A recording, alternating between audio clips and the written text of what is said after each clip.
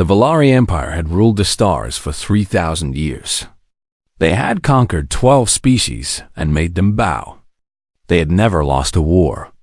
They had never known fear. And when their scouts found a small blue planet at the edge of the galaxy, they saw nothing but another easy victory. Earth.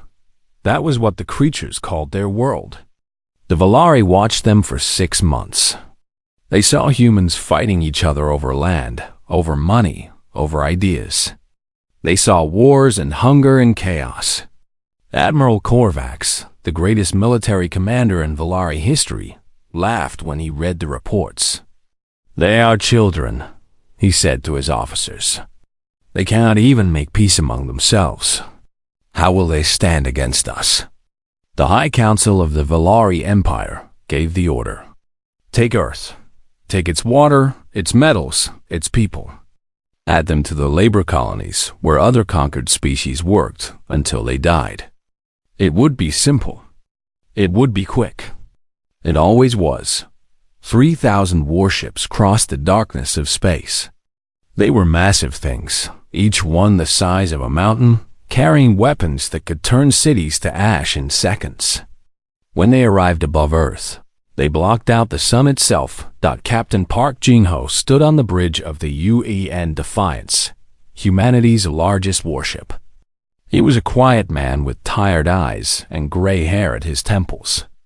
He had fought in 3 wars on Earth before the world finally united. He had seen enough death to last 10 lifetimes. But when he looked at the alien ships filling his screen, he felt no fear. He felt only cold, hard purpose. "How many?" asked Commander Kim Yuna. She stood beside him, her hands steady on the tactical console. She was younger than Jin-ho, but her eyes held the same steel. 3,000 confirmed, said Lieutenant Han Soo-jin from her station. Maybe more behind the moon. Dr. Lee Tae-yun, the ship's science officer, adjusted his glasses and studied the readings. Their shields are stronger than ours. Their weapons have longer range. By every measure, they outmatch us completely. By every measure they can see, Jin-ho said quietly. The alien broadcast came then.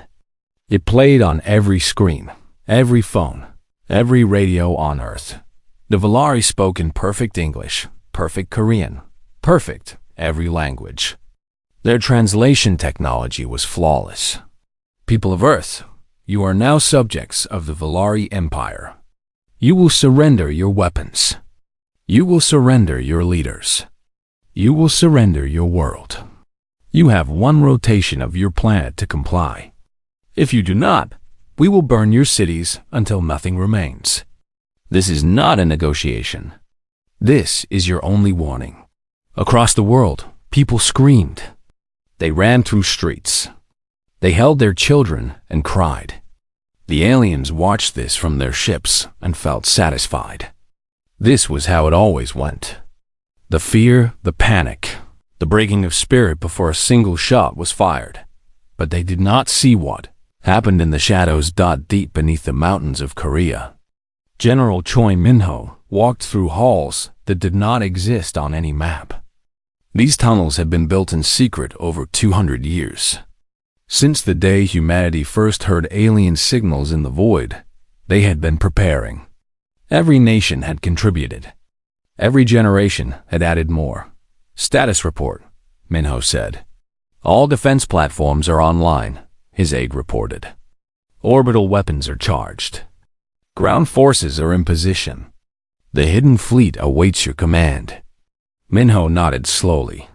And the enemy? What do they see? Chaos, sir. Panic. Exactly what we want them to see. In cities around the world, the crying and the screaming continued. But much of it was fake. Actors played their parts. False communications flooded the airwaves. The aliens intercepted messages of governments falling apart, of military forces refusing to fight, of a species accepting defeat. Lieutenant Han Soo-jin had designed this theater of lies herself. She was only 26 years old, but she understood something important. The best weapon was the one your enemy never saw coming. Admiral Korvax reviewed the intercepted human communications and smiled. They break so easily. Prepare the landing forces. We will take their capital cities first. Should we expect resistance? One of his officers asked. From them? Korvax gestured at his screen, where humans appeared to be crying and begging. They are soft creatures, emotional, weak. They fight each other because they have never faced a true predator. Now they have, and see how they crumble. Back on the Defiance, Dr. Lai Taiyan stood before the War Council. His voice was calm as he explained what the aliens had missed. They studied our weapons and found them inferior. They studied our ships and found them slow. They studied our history of war and saw only chaos. But they made a mistake that will cost them everything. He paused and looked at each officer in turn. They measured our tools, not our will. They counted our guns, not our courage. They saw us fighting each other for centuries and thought it made us weak. They did not understand that all those centuries of war made us very, very good at it. Captain Jinho checked the countdown on his display. 6 hours until the deadline. 6 hours until the aliens' expected surrender. He opened a channel to every human ship hiding in the darkness of space. There were 2,000 of them, built in secret, armed with weapons the aliens had never seen. All ships, Jinho said. This is Captain Park. In 6 hours, the enemy will learn what happens when you threaten humanity. In 6 hours, we show them that we are not sheep waiting for slaughter. We are wolves who have been pretending to sleep. He looked at the alien fleet one more time. Prepare for war. Commander Kim Yuna turned to him when the channel closed. Do you think we can win?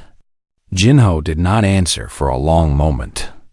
Then he spoke the truth that every human soldier carried in their heart. Winning is not the point. Survival is not the point.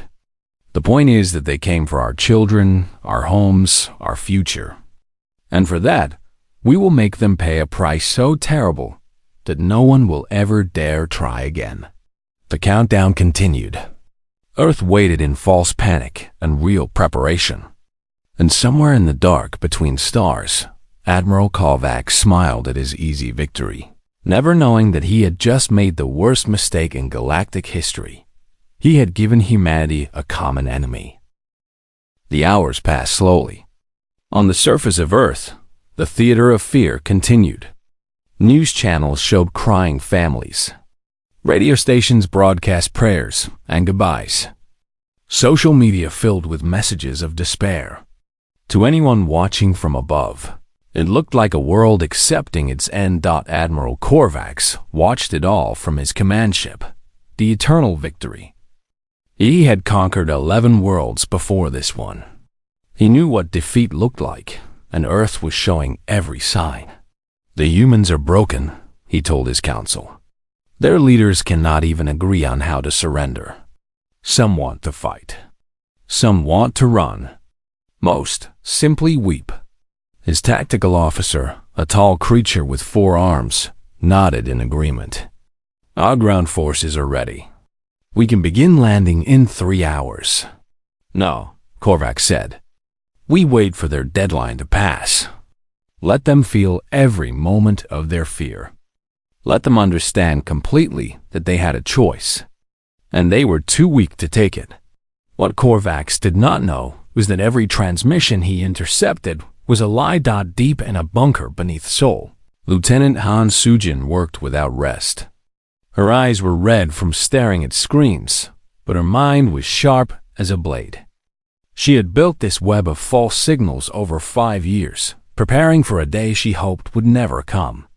Status on the deception network? General Choi Minho asked from behind her. Holding perfectly, Sujin replied. They are intercepting exactly what we want them to. See, panic, confusion, surrender.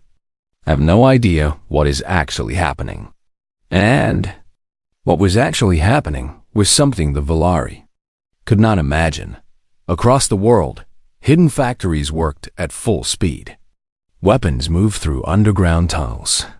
Soldiers took their positions in cities that appeared abandoned, but were actually fortified killing zones. Every building, every street, every subway tunnel had been prepared for a war dot in orbit. Behind the moon and inside hollowed asteroids, the true human fleet waited. 2,000 ships that had never been seen by alien eyes. They were not as large as Valari warships. They were not as beautiful. But they had been built with one purpose only, and that purpose was death.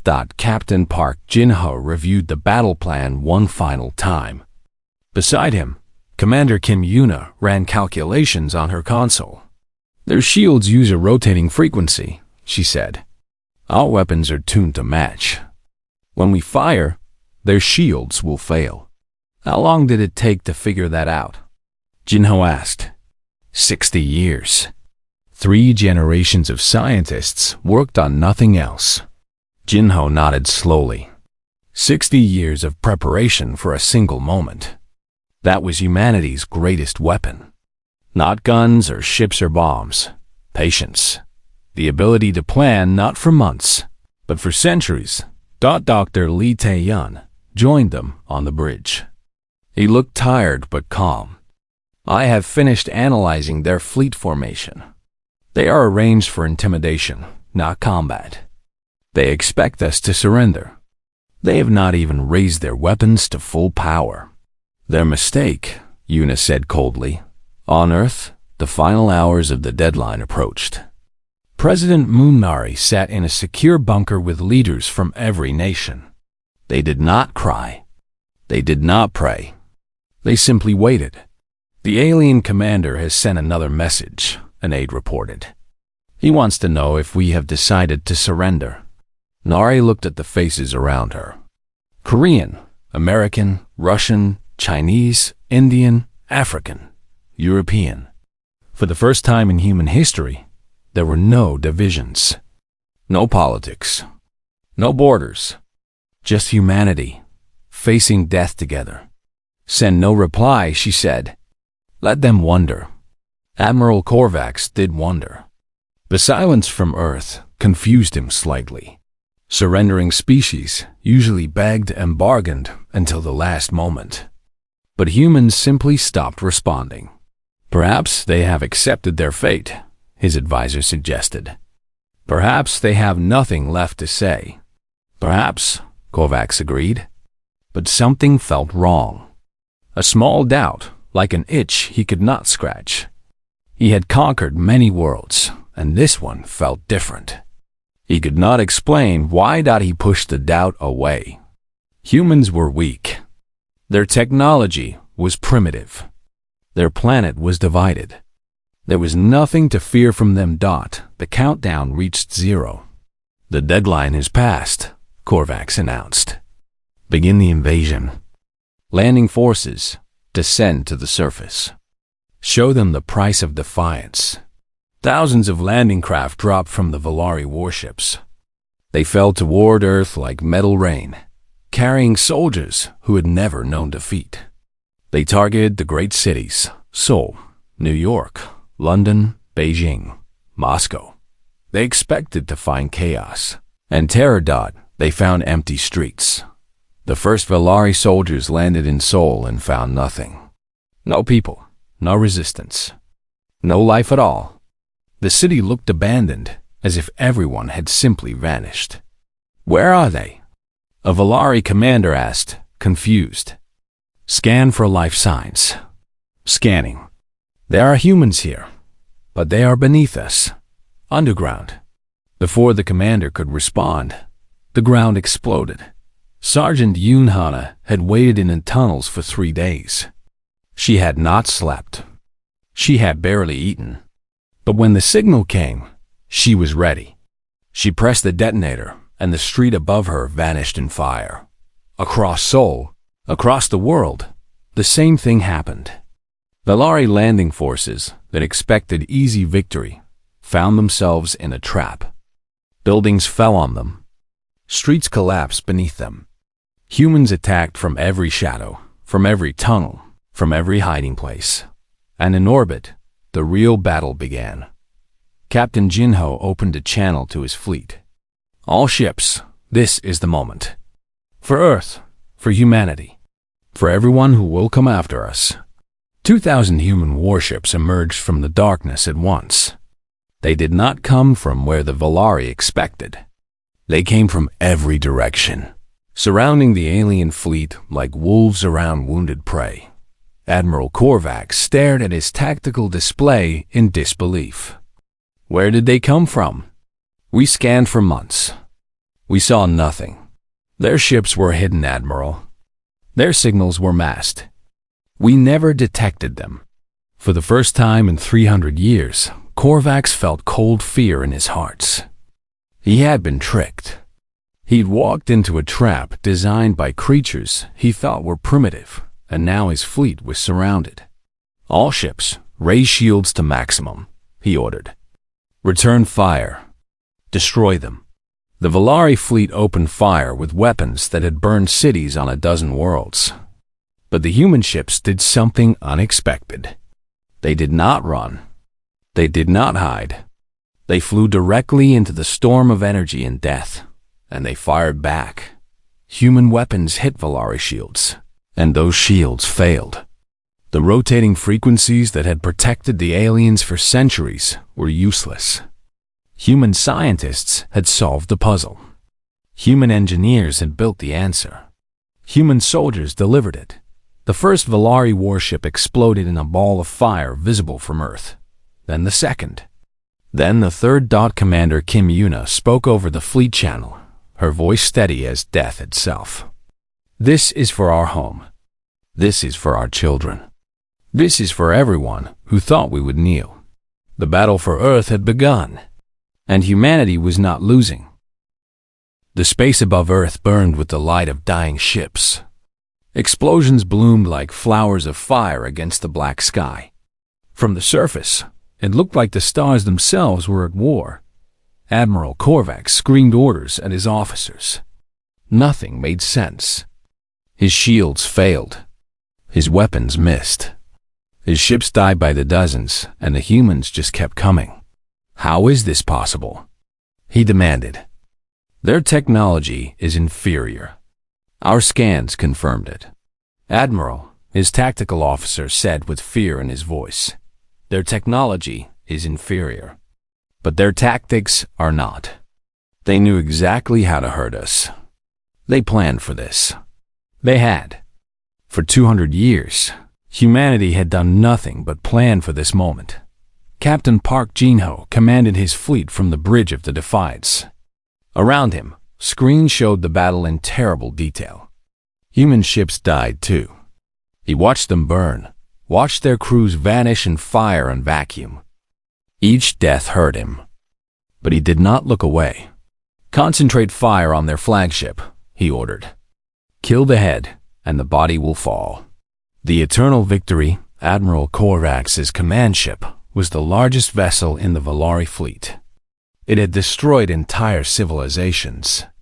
Now human ships swarmed around it like angry wasps, stinging it again and again. Commander Kim Yuna led the attack wing personally.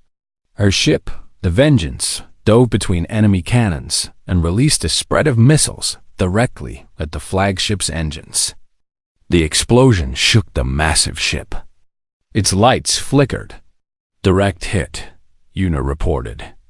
Their main engines are down. They cannot run. Korvax felt his ship shudder and knew despair for the first time. He had commanded fleets for 3 centuries. He had never retreated. But now, watching his forces crumble, he understood that he was losing. Signal the fleet, he said, his voice breaking. Fall back. Fall back to rally point 7.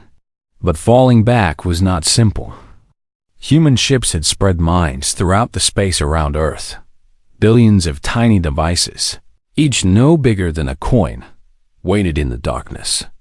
When Valari ships tried to run, they ran into death. Ships that activated their fastest engines hit the mines and tore themselves apart. Ships that moved slowly became easy targets for human weapons. There was no safe path. There was no escape. On the surface of Earth, The ground war was equally brutal. Sergeant Yoon Hana moved through the tunnels beneath Seoul like a ghost. Her unit of 30 soldiers had killed over 200 Valari in the first day alone. They knew every tunnel, every passage, every shadow. The aliens knew nothing. A Valari patrol moved through a subway station above her. Hana counted them through a crack in the ceiling. 12 soldiers. Heavy weapons. They were searching for humans to kill. She smiled grimly and raised her hand. Her soldiers moved into position without a sound. The attack took 4 seconds. Explosions from below. Gunfire from the sides. Knives in the dark. When it was over, 12 Valari lay dead, and Hana's unit was already gone. This happened everywhere. In New York, human snipers fired from buildings that appeared empty. In London, traps killed aliens in the streets. In Beijing, human soldiers used the ancient city's maze of alleys to appear, strike, and vanish. The Valari had expected to conquer frightened civilians. Instead, they found warriors who had been training for this war their entire lives. General Choi Minho coordinated the ground defense from his bunker. Reports flowed in from every continent. The news was better than anyone had hoped. Enemy casualties are massive, his aide reported. They have lost 60% of their ground forces in the first week. They cannot hold the cities they landed in. And our casualties? Minho asked. The aide paused. Heavy, sir. Very heavy. But our people are not breaking. They are fighting for every street, every building, every inch of ground. Minho closed his eyes for a moment. Heavy casualties meant dead sons and daughters, dead mothers and fathers. Every number was a person who would never come home, but this was the price of freedom. Humanity had always known it would be paid in blood. In orbit, the battle reached its terrible peak. Captain Jinho watched as a human destroyer, its engines destroyed, turned toward a Valari battleship. The destroyer was dying. Its crew could have surrendered. They could have escaped in pods. Instead, they aimed their broken ship at the enemy and flew straight into it. Both ships exploded together. Madness, Admiral Korvax whispered when he saw it. They destroy themselves to destroy us. What kind of creatures are these? He did not understand. He could not understand. The Valari had never faced extinction. They had never known what it meant to fight not for victory, but for survival. They had never learned that some things were worth dying for. Humanity had learned that lesson many times. Commander Kim Yuna's ship took a direct hit. Fire filled the bridge.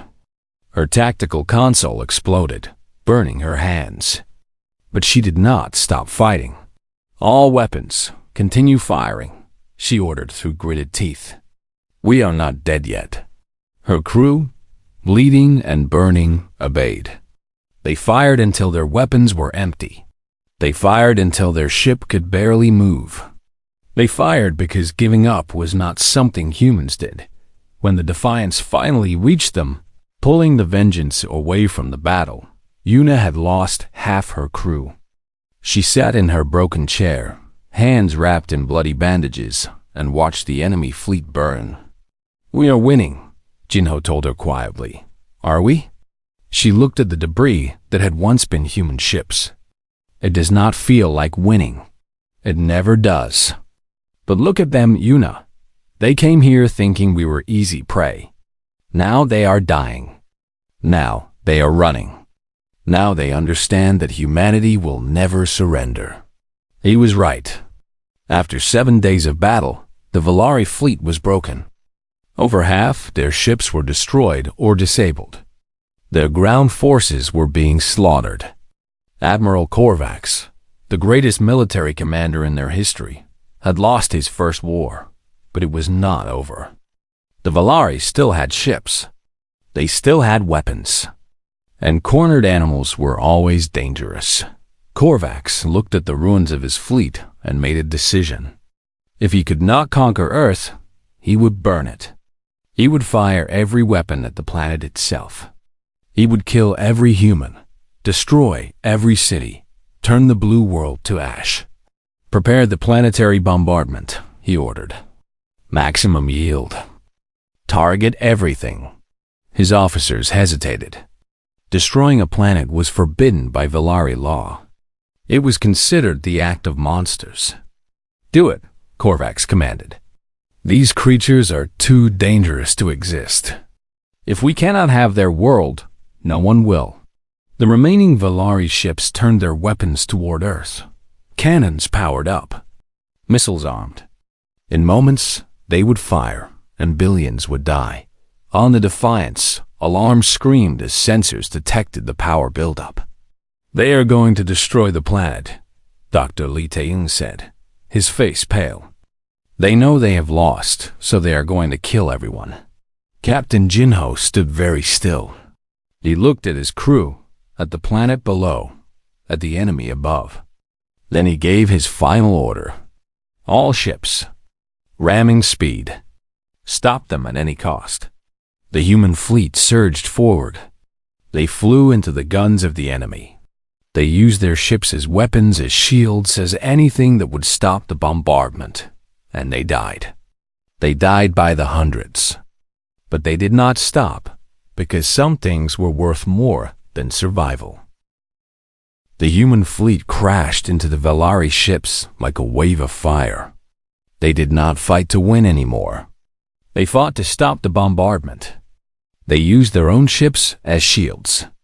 They rammed enemy vessels. They gave everything. Captain Jinho watched his people die. Each explosion was a ship full of humans who would never go home. Fathers, mothers, sons, daughters. They burned in the cold of space, and they took the enemy with them. The bombardment is stopping, Dr. Li Taeying reported, his voice shaking. They cannot fire while we are among them. The weapons need clear targeting. Then we stay among them, Jinho said. Every second we give Earth is another second our people live. The battle became something the Velari had never seen. Human ships did not try to escape. They did not try to survive. They wrapped themselves around enemy vessels and held on, firing at point-blank range, dying and killing together. Admiral Korvax watched his plan fall apart. These humans would not stop. They would not run. They would die rather than let him destroy their world. What are they? He whispered. What kind of creatures choose death like this? His tactical officer had no answer. None of them did. The fight lasted 4 more hours. When it was over, the Velari fleet that could still move was down to 500 ships. They started with 3,000. The humans had destroyed them with a force half their size. Korvax made the only choice left. He ordered retreat. The remaining Velari ships ran. They jumped to faster than light speed and fled toward their home territory. They left their dead behind. They left their ground forces behind. They ran like animals fleeing a fire. On Earth, the humans who had been fighting in the streets looked up at the sky. They saw the alien ships leaving. They saw the enemy running. Sergeant Yunhana stood in the ruins of Seoul, surrounded by the bodies of Velari soldiers. Her uniform was torn. Her face was covered in blood, some hers, most not. She watched the last enemy ships disappear into the sky. We won, one of her soldiers said, sounding like he did not believe it. Hana shook her head slowly. Not yet. The snake has lost its fangs, but it is still alive. We need to cut off its head. She was not the only one thinking this way. Admiral Baek Sunwoo had been waiting for this moment. His pursuit fleet had stayed hidden during the battle, held back for exactly this purpose. While the Velari ran, Sunwoo's fresh ships prepared to follow. He addressed his captains on a private channel. The enemy is retreating. Our orders are to let them go, to celebrate our victory, to be grateful they are leaving. He paused and his voice grew cold. I reject those orders. These creatures came to enslave our children. They came to burn our cities. They came to end humanity. If we let them run home, They will return in 10 years with a larger fleet. They will study our tactics and build better weapons. They will come back, and next time, we might not win." The captains listened in silence. "Today, we follow them. We hunt them. We make them understand that threatening humanity is not something you survive. We make sure they never come back." His fleet of 400 ships jumped into faster-than-light travel, chasing the wounded Valari fleet across the stars. The hunt lasted 3 weeks. Human ships caught Valari stragglers and destroyed them. They attacked supply stations. They cut communication relays. They followed the enemy into their own territory and showed no mercy. Admiral Korvax tried to organize a defense. He tried to rally his remaining ships, but his crews were broken. They had lost faith. They had lost hope.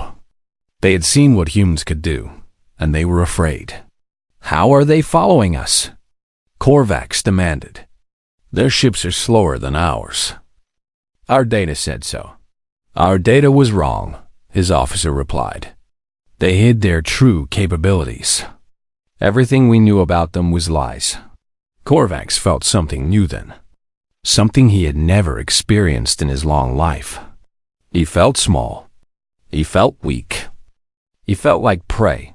Back on Earth, a different kind of work continued. Dr. Shin Yunji walked through a prison camp where captured Valari soldiers were held. She was a small woman with gentle eyes and a soft voice. She carried no weapon. She wore no armor. The prisoners watched her with confusion and fear. They expected torture. They expected revenge. They expected humans to treat them the way the Valari treated conquered peoples. Instead, Yunji knelt beside a wounded Valari and began treating his injuries. She spoke quietly, calmly, asking where it hurt, promising that she would help. "Why?" the Valari asked, his voice breaking. "Why do you help me?" "We came to destroy you." Yunji finished bandaging his arm before she answered. "Because cruelty serves no purpose. We are not fighting you because we enjoy killing. We are fighting because you gave us no choice. But you, here, wounded and captured, you are no longer a threat. You are just a person who needs help." The Valari stared at her for a long moment. "Your species is impossible. You fight like demons and heal like angels. You show mercy to your enemies while crushing them without pity. How do you hold both things in your hearts?" "We learned," Yunji said simply. "We spent thousands of years learning. We made every mistake possible. We were cruel. We were kind. We were everything, and we survived everything. That is who we are. That is why you could never beat us." 3 weeks after the war began, Captain Park Jinho led a boarding party onto the Eternal Victory. The Valari flagship was crippled, its weapons destroyed, its engines dead. It drifted in space like a wounded animal. Master Sergeant Odo Hyun led the Marines through the ship's corridors. They were smaller than the Valari, but they were faster. They were fiercer. They had trained for exactly this kind of close combat. Room by room, deck by deck, they took the ship. Valari soldiers fought back, but it was hopeless. Human Marines used their size to their advantage. Ducking under weapons, sliding through gaps, striking from angles the larger aliens could not defend.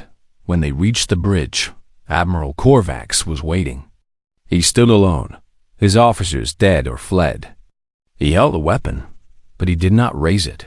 Jinho stepped forward and looked at the creature who had wanted to enslave humanity. "Admiral Korvax," he said, "your fleet is destroyed. Your ground forces are captured. Your empire knows you have lost. Surrender." Korvax looked at the human captain for a long time. "I have commanded fleets for 300 years. I have never been defeated. I have never surrendered. There is a first time for everything." The alien admiral was silent. Then, slowly, he lowered his weapon and let it fall to the floor. "How?" He asked, "Your species is young. Your technology is weak. Your history is full of chaos and war. How did you defeat us?" Jinho picked up the dropped weapon and handed it to Doyun. Then he answered the question that would echo across the galaxy. "You saw us fighting each other and thought we were weak. You did not understand. We were not weak. We were practicing. Every war we fought made us better. Every defeat taught us. Every victory sharpened us. By the time you arrived, we had spent 10,000 years becoming the most dangerous species in existence." He stepped closer to Korvax, his eyes hard as stone. "You made the greatest mistake any predator can make. You attacked something you did not understand. And now you will go home and tell your empire what you learned today." Korvax swallowed. "What did I learn?" "You learned that humanity does not kneel. You learned that humanity does not break. And you learned that when someone threatens our home, we do not just defend. We destroy, completely, forever." The admiral was taken prisoner. The war, after 3 months of fire and blood and death, was over. Humanity had won. The war ended, but the silence that followed was not peaceful. It was heavy. It was filled with grief. 17 million humans had died. Soldiers who charged into enemy fire. Civilians who refused to evacuate. Pilots who turned their ships into weapons. Medics who stayed with the wounded when the buildings fell. Heroes and ordinary people alike, all gone. Their names were carved into monuments on every continent. Walls of stone and light rose in every city, each one covered with the names of the fallen. People walked past them in silence. They touched the names. They cried. They remembered Captain Park Jinho stood before the memorial in Seoul. The wall stretched as far as he could see, covered in names written in 100 languages. He found the ones he knew. Crew members from the Defiance who did not survive. Friends he had served with for decades. Young soldiers who had barely lived. Commander Kim Yuna stood beside him, her hands still scarred from the burns she suffered in battle. She did not speak. There was nothing to say. Sergeant Yum Hana came to the memorial every morning. She placed flowers at the section dedicated to her unit. 12 of her 30 soldiers had died in the tunnels beneath Seoul. She remembered every face. She remembered every voice. This was the cost of victory. This was what freedom demanded. But humanity did not drown in grief. That was not their nature. 3 months after the war ended, President Moon Nari addressed the world. Her speech was broadcast across Earth and transmitted into deep space, where alien civilizations would hear it. "We did not want this war," she began. "We did not seek it. We spent 200 years preparing, hoping we would never need to fight. But when the Valari came for our children, our homes, our future, we had no choice. We answered their challenge the only way we could." She paused, her eyes finding the camera. "Today, I speak not just to humanity, but to every species watching in the stars. We know you are there. We know you have seen what happened here. We know some of you feared the Valari too. We know some of you are wondering what kind of creatures we are." Her voice grew stronger. "We are not conquerors. We are not destroyers. We do not seek empire. We have enough trouble managing our own small world. But hear this, and hear it clearly. We will never be slaves. We will never bow to those who come with chains and weapons. We will never surrender our children to those who see them as labor or food." She leaned forward slightly. "To those who come in peace, we offer friendship. We offer trade. We offer knowledge. We offer the hand of cooperation.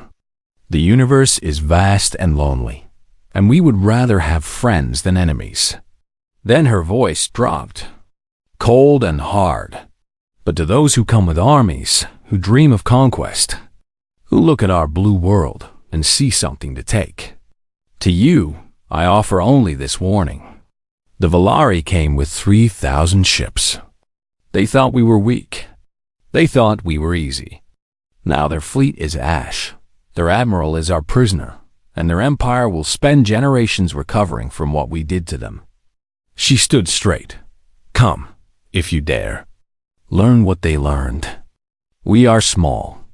We are young. We are divided and chaotic and emotional. But we are humanity. We survived ice ages and plagues. We survived asteroids and volcanoes. We survived 10,000 years of war against ourselves. We did not crawl out of the mud and climb to the stars to be conquered by anyone." The transmission ended. Across the galaxy, alien species heard the message. Some were frightened. Some were impressed. Some began to wonder if perhaps humans might make good allies rather than enemies. The Valari Empire fell into chaos. The 12 species that had been conquered rose up against their masters. They had seen what happened at Earth. They had seen that the Valari could be beaten. Old rebellions that had been crushed for centuries sparked back to life. Admiral Korvax was returned to his people as a prisoner exchange. He spent the rest of his long life writing about what he had witnessed. His books became required reading at military academies across the galaxy. They all carried the same warning: never attack humanity. Never threaten their home. Never give them a reason to unite against you. Humanity stepped into the galaxy not as conquerors, but as liberators. They helped species the Valari had enslaved. They built alliances with civilizations that had watched their war with awe. They became known as fierce warriors who could also be gentle friends. 20 years after the war, Earth had changed. New cities rose where old ones had fallen. Children played in parks built on the sites of bloody battles. The generation that had fought the war grew old, and the generation that followed grew up in peace. Admiral Park Jinho, now retired, lived in a small house outside Seoul. His hair was white. His hand shook slightly, but his eyes were still sharp. One evening, his granddaughter came to visit. Park Minji was 8 years old, full of questions and curiosity. She knew her grandfather had been a hero in the war. She had learned about it in school, but she did not really understand what that meant. They sat on the balcony together, watching the stars appear in the darkening sky. Ships moved among those stars now, carrying humans to new worlds, new adventures, new futures. "Grandfather," Minji said, "were you scared during the war?" Jinho smiled at the question. He had been asked it many times. He always gave the same answer. "Every single day," he admitted. "Every moment. When the enemy ships filled the sky, I was terrified. When my friends died beside me, I wanted to run and hide. Fear was always there." Minji looked confused. "But you did not run. You fought. How?" Jinho lifted her onto his lap so she could see the stars better. "Courage is not the absence of fear, Minji. Courage is deciding that something matters more than your fear. We were afraid, all of us. But we were more afraid of what would happen to our families if we did not fight. We were more afraid of a future where humanity was enslaved. So we fought anyway." He pointed at the stars. "See those lights? Humans live there now. They live because we fought. They are free because we were willing to die. That is what courage is. Not being unafraid, but being afraid and still doing what must be done." Minji thought about this for a while. Then she asked another question. "Do you think there will be another war?" Jinho was quiet for a long moment. It was a question without an easy answer. "Perhaps," he finally said. "The universe is large, and we have not met everyone in it. Some of them might try what the Valari tried. Some of them might think they can succeed where the Valari failed." He held his granddaughter a little tighter. "But if they come, we will be ready. Not because we want to fight, but because we know we must. That is the promise every generation makes to the next. We fight so you can live. We sacrifice so you can be free. We carry the weight so your shoulders can stay light. Minji leaned her head against his chest. I want to be brave like you someday. Jinho smiled, and there were tears in his old eyes. You already are, little one. You already are. They sat together in the gathering darkness, the old warrior and the child, watching the stars that humanity had claimed with blood and fire and hope. The universe was still dangerous. There were still threats waiting in the dark. But humanity had proven something that would never be forgotten. They had proven that some species could not be conquered, that some worlds would never kneel, that some creatures, small and young and chaotic as they were, would burn the galaxy down before they surrendered their freedom. The Valari had made the ultimate mistake. They had challenged humanity, and they had paid the price far across the stars.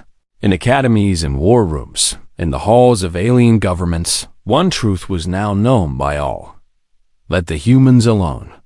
Do not threaten their world. Do not touch their children, because they are not sheep. They are not cattle.